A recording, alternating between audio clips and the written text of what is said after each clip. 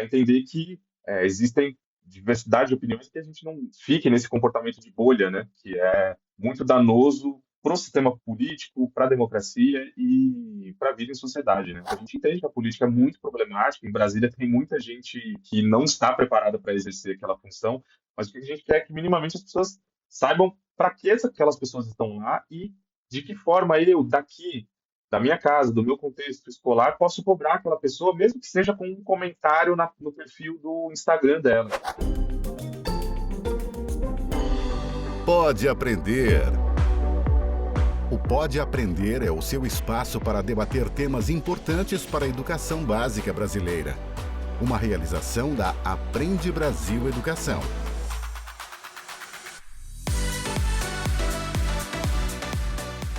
Olá, eu sou a Bruna Frenner e este é o Pode Aprender, o nosso bate-papo qualificado sobre a educação básica brasileira, uma iniciativa da Aprende Brasil Educação. Neste episódio, a conversa é sobre como aproveitar o ano eleitoral para trazer temas como política e cidadania para a sala de aula, de forma lúdica para crianças e adolescentes. Hoje, quem participa é o jornalista e cientista político Felipe Neves, um dos idealizadores do coletivo Três Palitos, que busca incentivar a educação política entre jovens e adultos por meio de jogos, dinâmicas e debates. Felipe, seja muito bem-vindo ao Pode Aprender. Hoje quem participa é o jornalista com especialização em ciência política Felipe Neves, um dos idealizadores do coletivo Três Palitos, que busca incentivar a educação política entre jovens e adultos por meio de jogos, dinâmicas e debates. Oi, Felipe, seja muito bem-vindo ao Pode Aprender. Oi, Bruna, muito obrigado pelo convite. Espero poder contribuir bastante aí com os debates de vocês. Com certeza. Felipe, para começar, o que significa falar de educação política com crianças e adolescentes? E por que esse tema é importante para a formação cidadã? Eu acho que ele é importante na medida em que a gente quase nunca valoriza esse conteúdo, a necessidade de ele estar em sala de aula, né, de ser discutido, e pior, às vezes a gente tem até uma relutância em tratar dele no contexto de sala de aula, né? Tem, por incrível que pareça, educadores, gestores de educação que têm uma certa ojeriza, assim, né, ao tema da educação política, e percebendo isso, a gente criou o nosso projeto que faz o caminho inverso, né? Discute, leva para perto, traduz os temas da política institucional para os estudantes e tenta fazer com que a participação social seja disseminada entre eles, né? Eles vão se deparar em algum momento da vida com uma política, eles vão ter que votar, eles vão é, ter que tentar entender o que está acontecendo no contexto nacional. E se a gente minimamente não dá ali, não ensina, não fala das regras do jogo para eles, né? A gente está privando esses jovens, essas crianças jovens, né, de um futuro mais participativo, mais cidadão. Com certeza. E esse ano, né, ano eleitoral, pode existir assim um certo receio, né, de professores e famílias em falar de política na escola. Então, como que dá para falar de cidadania, participação e pensamento crítico sem transformar a aula em uma discussão partidária, Felipe? Acho que esse é o grande ponto. A gente, quando começa as oficinas do nosso projeto, a gente faz um acordo com todo mundo que está participando ali de que a gente vai explicar as regras do jogo e cada um escolhe seu partido, seu candidato, né, a sua linha ideológica. A gente sempre faz esse paralelo com o mundo do futebol, né, mais ou menos como se a gente estivesse explicando o que que é o impedimento, como é que se cobra um lateral, para que que serve o escanteio, sei lá, e cada um torce para o seu time. Mas acho que todo mundo tem que entender que se você não sabe o que que são essas regras do jogo, sua participação nele, né, mesmo como espectador, fica limitada.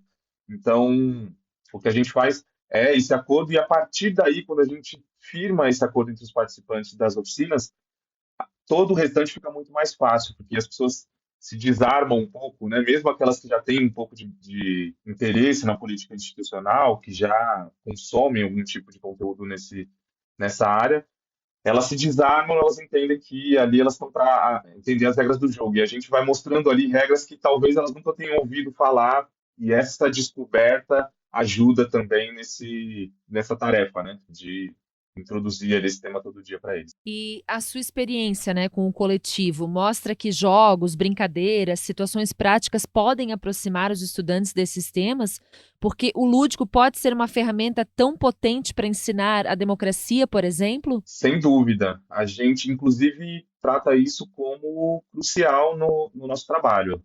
Tudo que a gente tenta fazer é desmistificar os conceitos da política institucional, sempre através de algum estímulo lúdico, ou que seja minimamente, né, no nosso jeito de falar, mais simples, porque a gente entende que não dá para a gente ficar lá numa palestra 2 horas falando sobre o processo legislativo, né, só passando o slide, e querer que um adolescente de 14, 15 anos absorva isso de forma integral.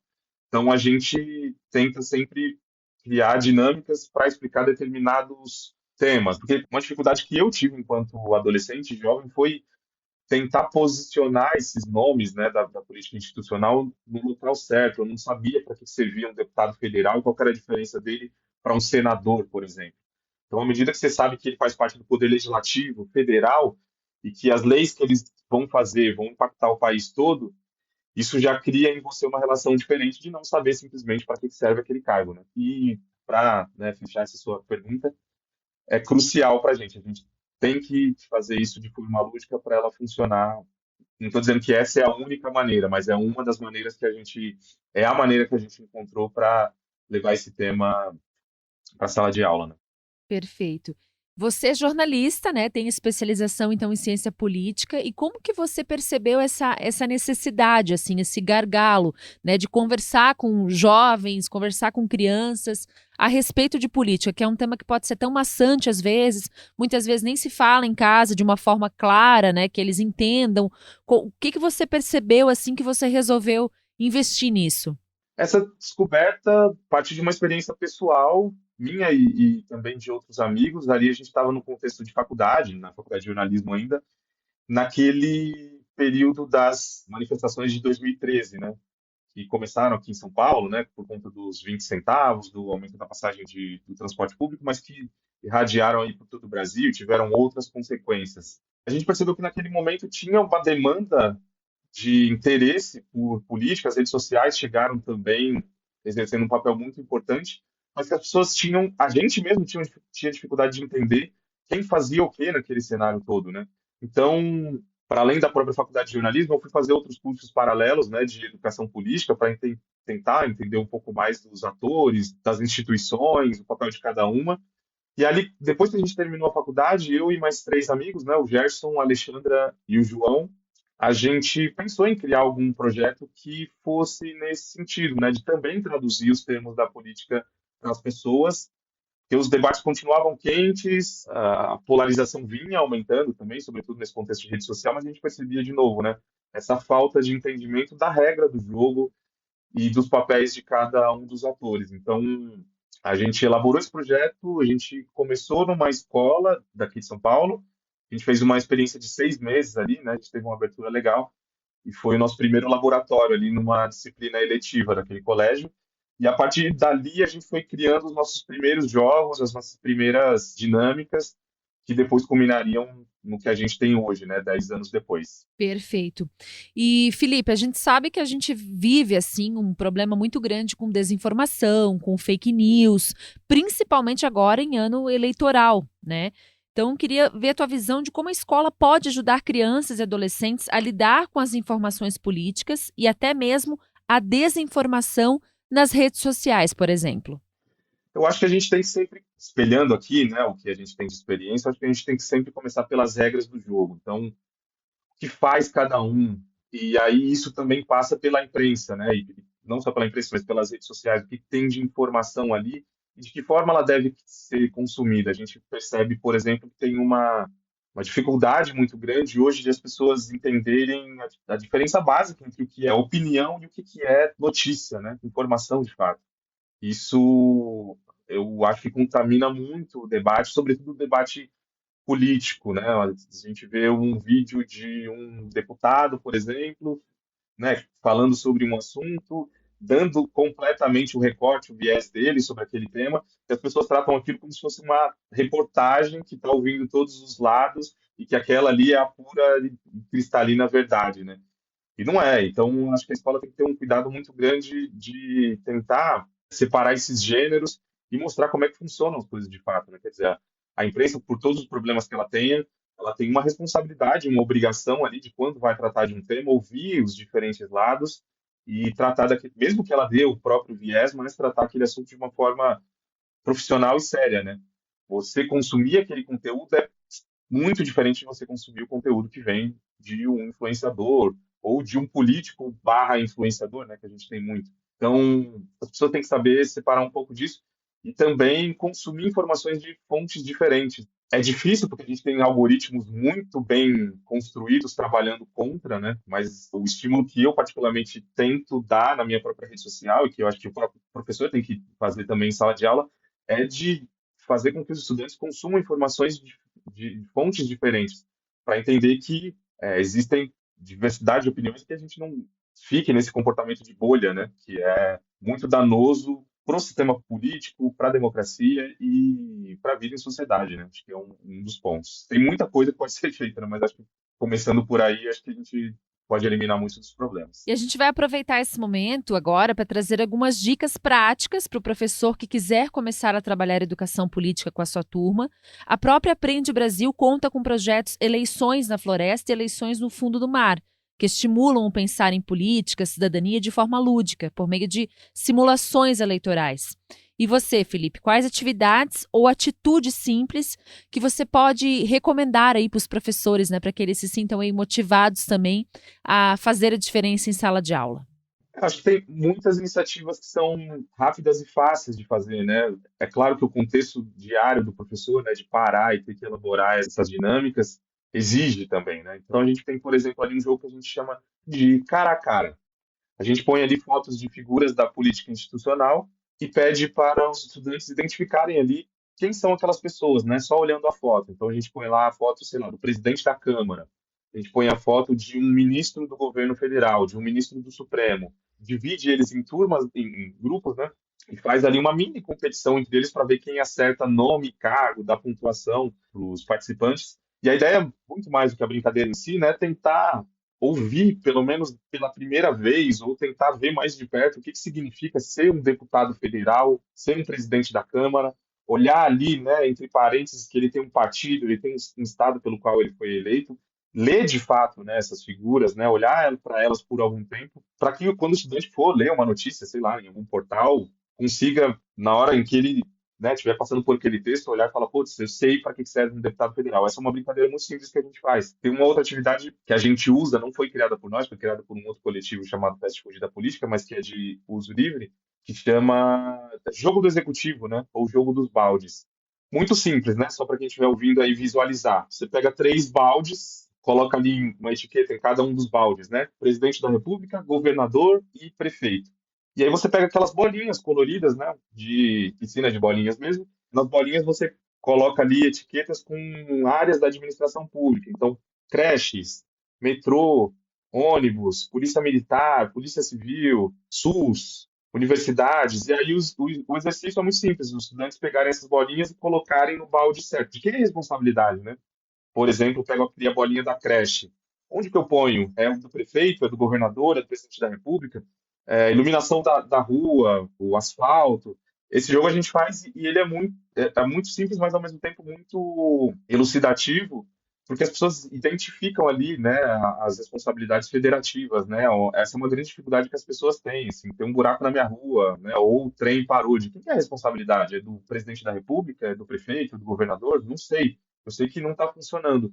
Mas na hora de cobrar, se a gente cobra para a pessoa errada, o problema simplesmente vai se perpetuar. Então, enfim, tem uma série de coisas que podem ser feitas, né? O material sobre dados sobre questões político-eleitorais estão disponíveis de forma muito fácil. Assim, se você entra no site do TSE, você consegue lá ver a quantidade de candidaturas. Se você quer fazer um quiz, que é um jogo mais simples, né, de perguntas e respostas, você consegue pegar dados ali no site do TSE sobre participação feminina no Congresso Nacional. Quanto de mulheres tem, por exemplo, no Congresso Nacional? Foram eleitas, né, na última legislatura.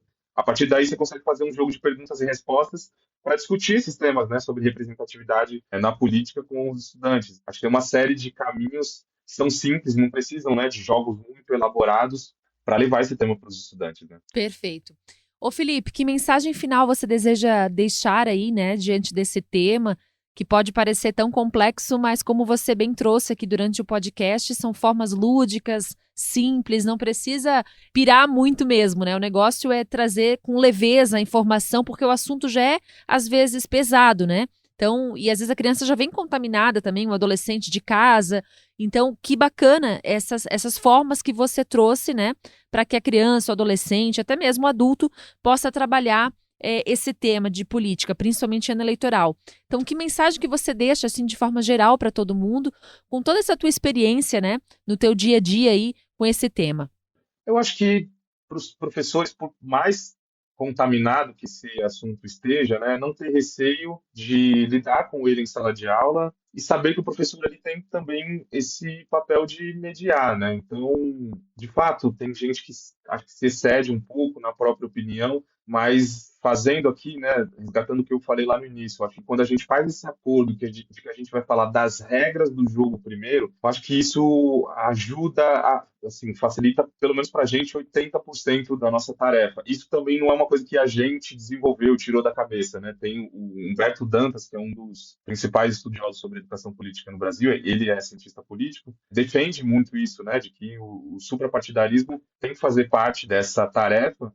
Não é que a gente não vai falar de partidos, não é que a gente vai nomear determinados políticos, é que a gente minimamente vai falar sobre o papel deles. E quando a gente entra nisso e estabelece essa regra, né, de papéis, funções, facilita muito o debate. Então, ninguém se sente obrigado ali a colocar o seu candidato, dizer que ele é melhor que o outro e que o outro é ruim porque roubou ou qualquer coisa do tipo. Não, assim, isso as pessoas se desarmam.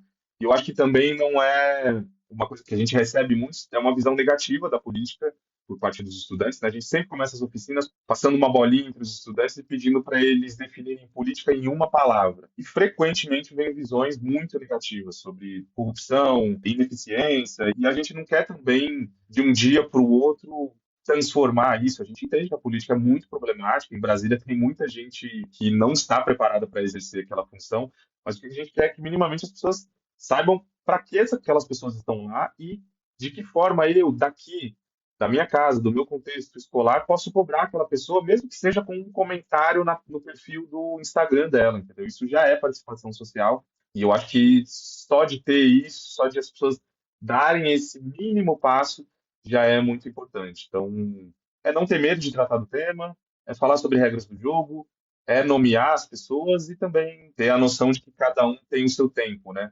De novo, cada um, tem muita gente que nunca ouviu falar sobre o papel de um senador, vai ouvir pela primeira vez, e a partir dali vai participar mais ou menos, mas cada um vai ter seu tempo, e a beleza da democracia é essa também, né? A participação ela é diferenciada, mas se todo mundo minimamente der sua contribuição, as coisas podem melhorar. É isso. Olha, Felipe, muito obrigada pela sua participação, viu? Eu que agradeço o convite de vocês. Para a gente é maravilhoso poder compartilhar o nosso trabalho. Quem quiser conhecer um pouquinho mais, só seguir no nosso Instagram, 3palitos_. Tem lá nosso trabalho. A gente também está fazendo oficinas aí, aproveitando esse período eleitoral. Então, estamos a postos. Muito obrigado. Obrigada, Felipe. O Pode Aprender agradece imensamente a sua participação e obrigada também a você que nos acompanhou em mais um bate-papo qualificado sobre educação básica brasileira. O Pode Aprender é uma realização da Aprende Brasil Educação, com produção da banca do podcast. Para comentários e sugestões, basta enviar um e-mail para aprendebrasil@positivo.com.br. Acompanhe os próximos episódios do Pode Aprender na sua plataforma de podcast preferida, nas redes sociais e no site Aprende Brasil. Tchau, pessoal. Até mais. Com produção e edição da banca do podcast, o Pode Aprender é uma iniciativa da Aprende Brasil Educação.